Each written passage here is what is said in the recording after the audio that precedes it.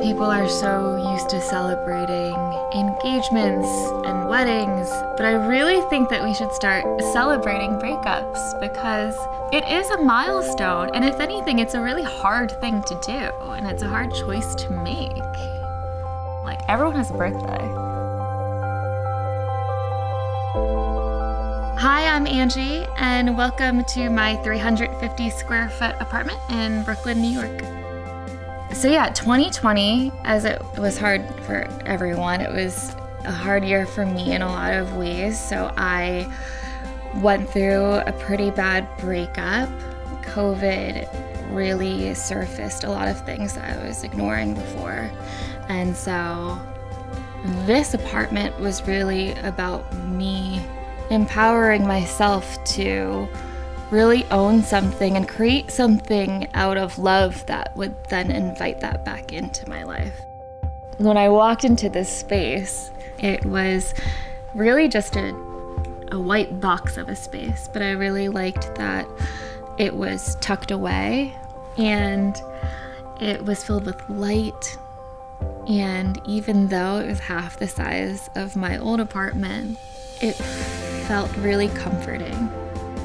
Budget, layout, and space were the biggest challenges. I started with how I wanted the space to make me feel and how I wanted each room to make me feel.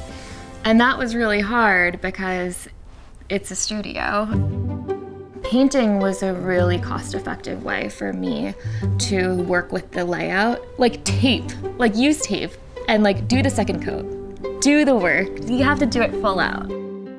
For like the living space, I really wanted it to feel warm and inviting, but still open. And I painted it like a cream color because it was this really sterile white, and I put a lot of plants in it. My kitchen, I really wanted to liven it up. When I first got here, it was very dated.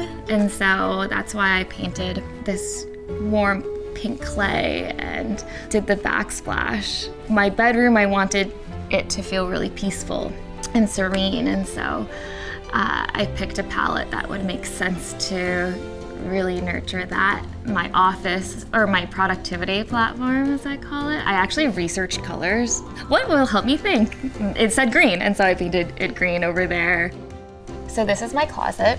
It actually fits, surprisingly, like all of my clothes and leaves just enough room to act as a crawl space for my own body. And then like my gallery wall, I'm really proud of.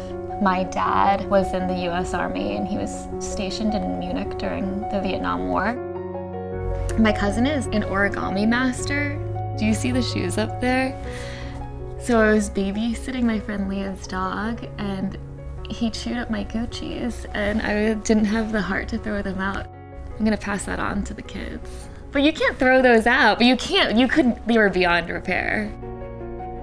I can't part with things. It's really a problem unless you merchandise it. When you merchandise like a store merchandiser, so that's like when they decide to put like the sweaters on the front table and like that's what a merchandiser does. Like you just take the stuff and make it look nice. But if you don't do it, like if you just put all this stuff in a room, you're like, that girl has a problem. But it wasn't clean. Like, you know what I mean? It wasn't just like, oh, like we're gonna break up and I find this space and then I'm gonna like, it was a process. It was really hard. And I remember even though I found this and I knew it when I walked in here, my friends are the ones who packed me up and moved me out. I had a Friendsgiving here and one of my friends like needed a plate or something and my friend Leah was like, oh, I know where they are because she did my kit, she packed everything in my shelves for me. It just feels unfair to even just be like, oh, I did this by myself because I really didn't do it by myself. Like, I just think that there should be more emphasis on that kind of love and that kind of partnership through friendship. Yeah, we got the whole place. Check, check, check. Yeah, no, I think we got it. What do you think?